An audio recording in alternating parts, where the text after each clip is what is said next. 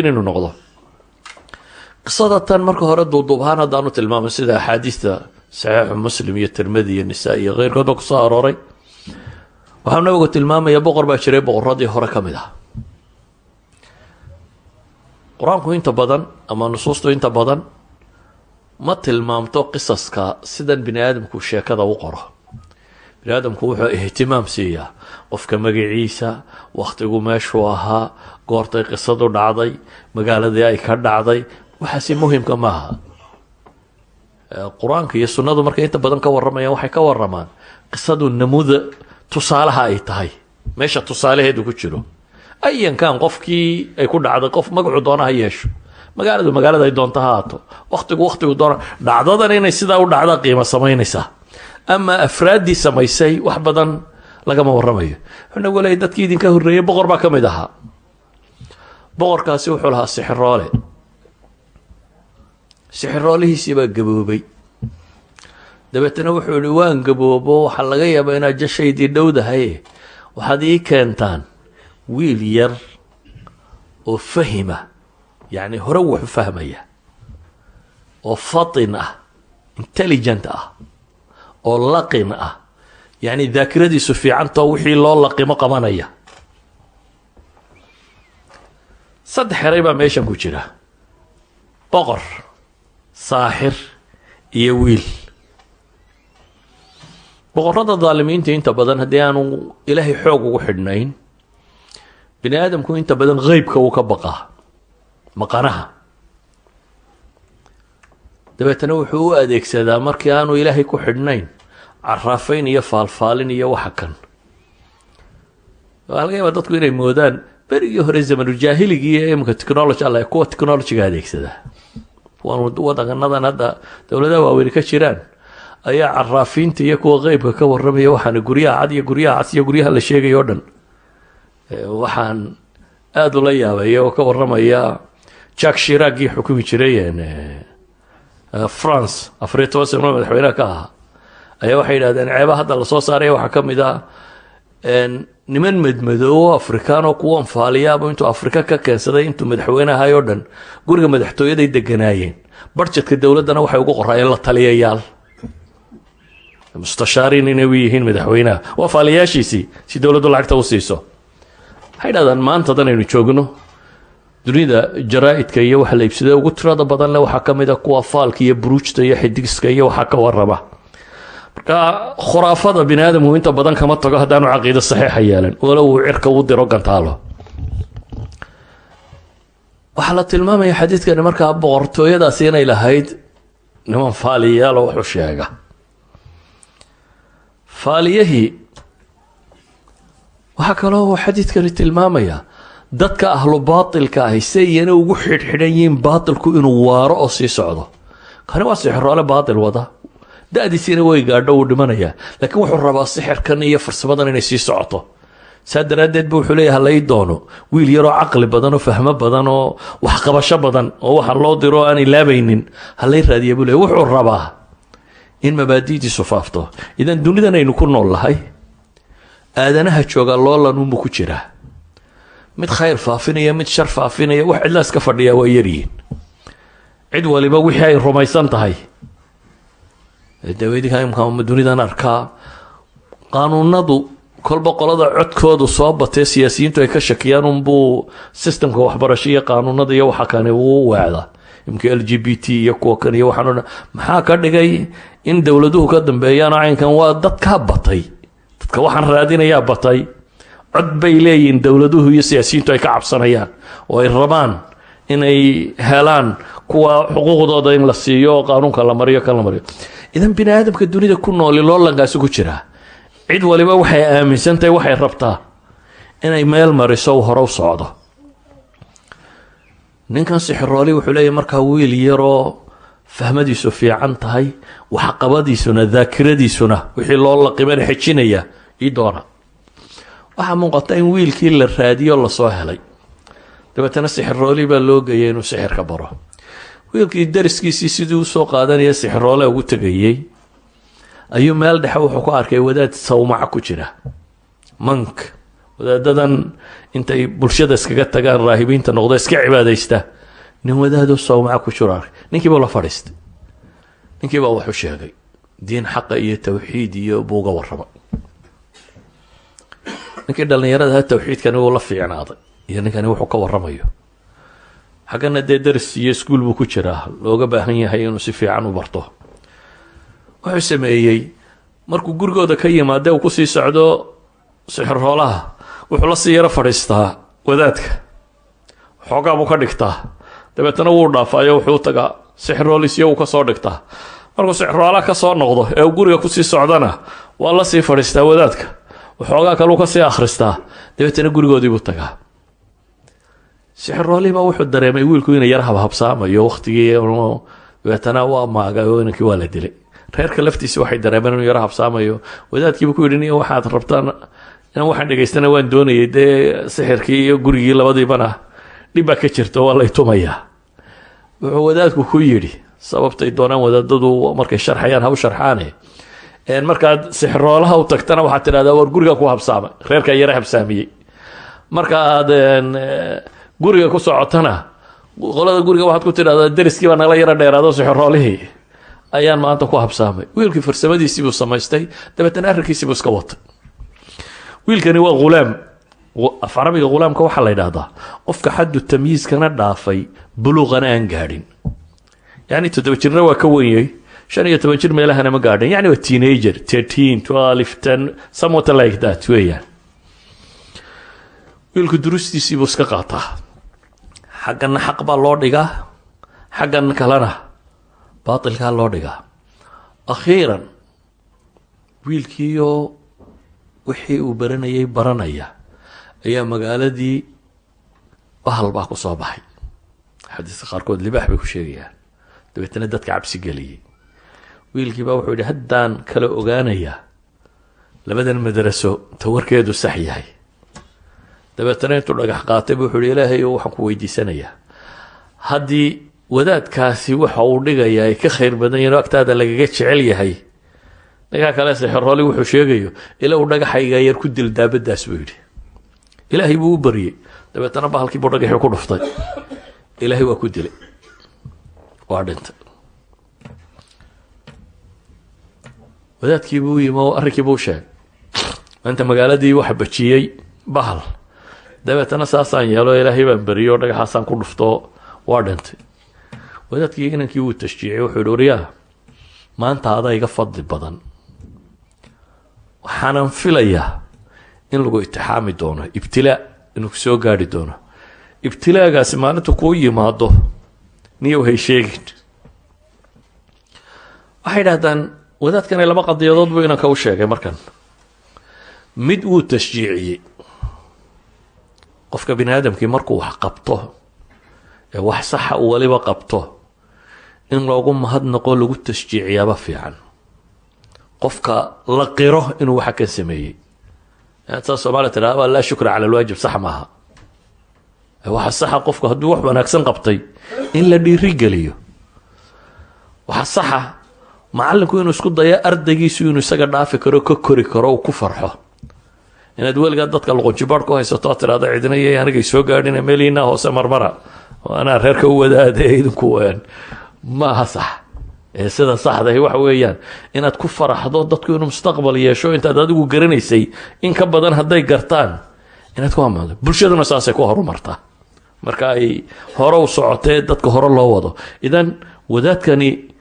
mar inankii wuu dhiirigeliyey mar kale bay yidhahdaan tawaaduc buu muujiyey oo ah qof isla weyni ka muuqatay waxaan anuunbaa wax garanaya intiina kale ma waxbaa ogtiin yaana idinka weynoo intaa kusoo dhex jiray ma taagna bay leeyihin tawaaduc buu muujiyey waa inaan yar ninkuu leeyahay maanta adayga mar saddexaad bay yidhahdeen wuxuu muujiyey dadka asxaabulxaqa ahi in dunida tan imtixaan ay ku maraan yacni dunidu ma aha daartii abaalmarinta daarta saxda ee abaalmarintahay waa xaggee waa aakhiro dunida tani waa daaru libtilaa'i walimtixaan markaad imtixaan nooca ka baxdo waa mid nooc kale unbaad gelaysa saad imtixaanada u wado maalin mid dhaqaale maalin mid caafimaad maalin mid waxbarasho maalin mid shaqo maalin mid guur maalin mid caruur saaduun maalin walba problem u xalilaysa problem u wado ay naftu kaaga baxaysaa. adduunku markaa waa imtixaan gebigiiba. nataa'ijta rasmigaana waxaa la helaa marka aakhiro la tago. wiilkii ilaahay buu si dhaba ugu xidhma. towxiidkii iyo caqiidadii fiicnayda loo dhigay waa biyo dhigeen. sixirkii iyo wixii waa biyo dhigi waayeen markay tani biyo dhigtay. kadib wuxuu noqday nin dadka ilaahay u barya oo ilaahay ducadiisa aqbalo. qaar baa u yimaada indhala, ilaahay buu u baryaa, ilaahay baa indhaa u bixiya. qaar baa u yimaada xanuuno kala qaba, ilaahay buu u baryaa, ilaahay baa caafimaadiya. magaaladii waa isu tilmaamtay, wiilkaa yar hadduu kuu duceeyo ilaahay ducadiisa waa ku aqbalaya. iyadoo arrinku halkaa marayo ayaa boqorka nimankii xaashiyadiisa ahaa, dadkii ku wareegsanaaye la joogay mid ka mid ah ayaa indhabeelay. wuxuu maqlay wiil yaroo dadka markuu u duceeyo indhuhu ay baxayaan. dabeetana xoolo badan buu soo qaaday. wiilkii buu yimo wuxuu ihi waxaasoo xoolaa baan kuu sidaa haddaad labada indhood ii bixiso ay ii fiicnaadaan. wiilkii wuxuu ku yidhi dhegayso, anigu indhaha ma bixiya buu yidhi, ee dadku hadday ilaahay rumeeyaan baan ilaahay u baryaa, ee adigu ilaahay rume, ilaahay inuu rabbiga iyo caqiida. ninkani waa wiilkan ha yaraado, waa daaciya, diin dadka u sheegaya. ilaahay rumeeyo aamin buu yidhi, markaad qof dhab oo ahlu tawxiid a noqoto, aniguna ilaahay baan kuu barya in ilaahay indhahaaga kuu soo celiyo. ninkii sidii buu yeelay, ilaahay buu rumeeyo, waa qumanaada. wiilkiina ilaahay buu u baryey, dabeetana labadii indhoodba ilaahay baa dib ugu soo celiyey. wuxuu ku noqday gurigii boqortooyada. dib markuu ugu noqday wuxuu u yimi, boqorkii baa yidhi waar indhaha ayaa kuu bixiyey. boqorkani wuxuu sugayaa, dee isagaa dadka rabbi u sheegan jiray. markaasuu yidhi rabbigay baa ii bixiyey. awalaka rabbun hayri buu yidhi, oo macidaan aniga ahayn ba ku rabbiya, mid kalaabaad rumaysan tahay. rabbii wa rabbuka allah buu yidhi, aniga rabbiga iyo adigaba ilaahay baa inoo wada rabbiya. hooy dowladdii mushkilad cusub baa ku soo baxday. wuxuu yidhi ninkan hala caqaabo. waa la toorjargareeyey. dabeetana wiilkii buu sheegay. wiilkii baa loo yeedhay. wiilkii wuxuu ku yidhi ma wixii aan ku baray ma waxay gaadhay maanta inaad dadka indhaha ugu bixiso balkii sixirka aan ku baray? waran sixirna indha kuma bixin buu yidhi, dadkan ilaahay baan u baryey, rabbigood baan u baryey. awalaka rabbun hayri, oo adiguna ma rabbi aan aniga ahayn baad leedahay buu yidhi wiilkaaga kani. wuxuu yidhi ilaahay baa noo rabbiya. isna hala toorjargareeya baa la yidhi, oo wadaadkiibuu sheegay. waxaa la yidhi sartu meeshay ka qurantay waa ninkan wadanka ninka fidmeeyey ee balada dhigay, waa wadaadkan sawmacadash ku jira. wadaadkan waxaa la weydiiyey ma ka noqonaysaa waxaanaad rumaysantay mise waa lagu dilaa? wadaadku wuxuu yihi ka noqon maayo, hala dilay baa la yidhi. god baa loo qoday, minshaar hagso ayaa halka laga saaray, dabeetana labaa loo kala jeexay, aa laga takhalusay. ninkii baa la keenay, isna odayga indhaa loo fiiqay. waxaa la yidhi haye ma ka noqonaysa adigu? may buu yidhi, caqiidadu hadday degto arag ninkan shalayta gaalka ahaa ee halkan joogay ee maanta iimaan helay, wuxuu diidan yahay walow la dilo inaanu iimaankiisa ka noqonaynin. dabeetana may buu yidhi. isna waxaa la yidhi hala miishaareeyo. isna halkaa laga miishaareeyey, labaa loo kala jaray. wiilkii bay soo gaadhay. wiilka dee sixirkiina isaga haya, uu boqorku sugayay oo ninkii wax la barayay. mushkiladan kalena isagaa geystay. dabeetana wuxuu intuu niman ku daraybu wuxuu yihi qaada, waxaa geysaan buurta gebigeeda saara, uu biqi doonaa markuu arko godkee. waxaad tidhahdaan ama halkaasaa lagaa tuuraya ama ka noqo waxa kanaad wado. way kaxeeyeen, halkii bay geeyeen. markii dacalkii la saaray ayuu ilaahay baryey. kan ilaahay buu ku kalsoon yahay. ilaahay u sharkooda adigu igaga fillow buu yidhi.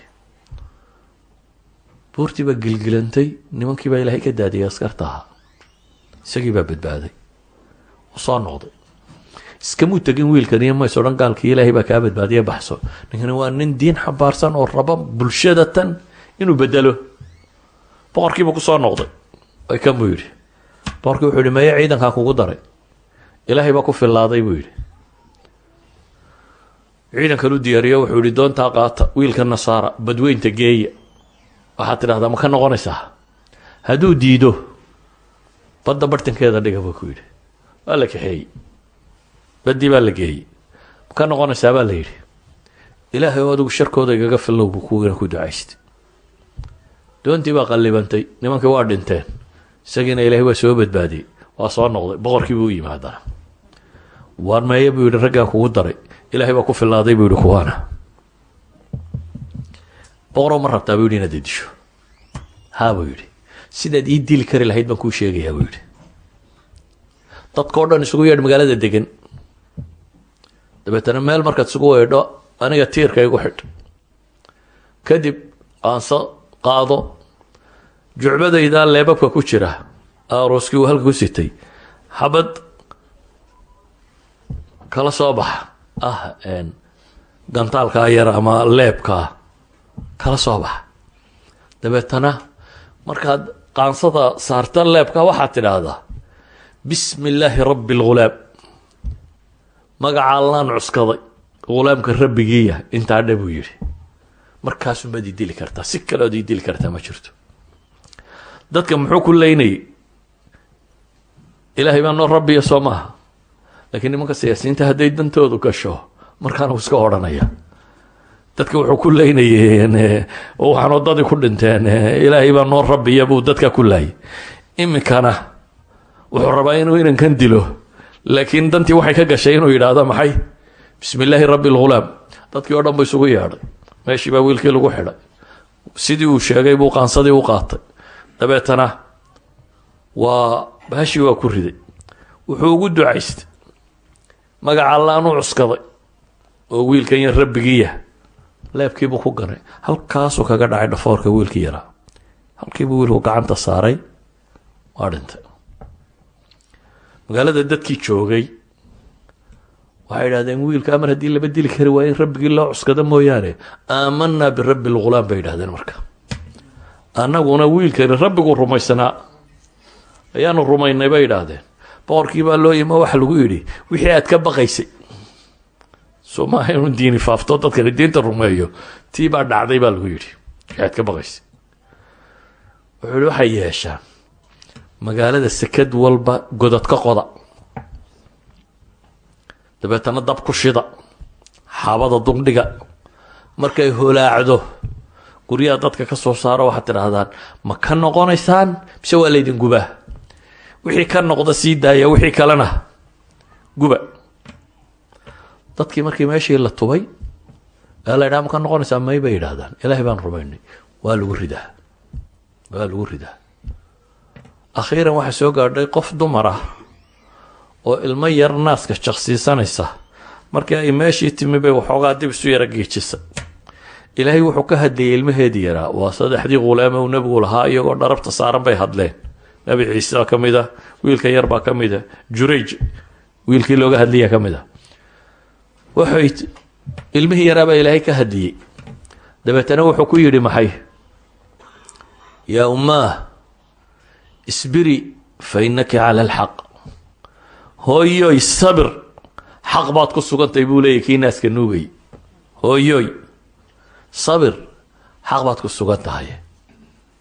kadib ayaa islaantiina la gubay qisadu wax ka dambeeya laynooma sheegin waa intaa qur-aankaa ilaahay kaga warramay markaa suuraddan la yidhaahdo waالsamaaءi dati اlburuuj waاlyowmi اlmawcuud washaahidin wamashhuud qutila asxaabu اlkhduud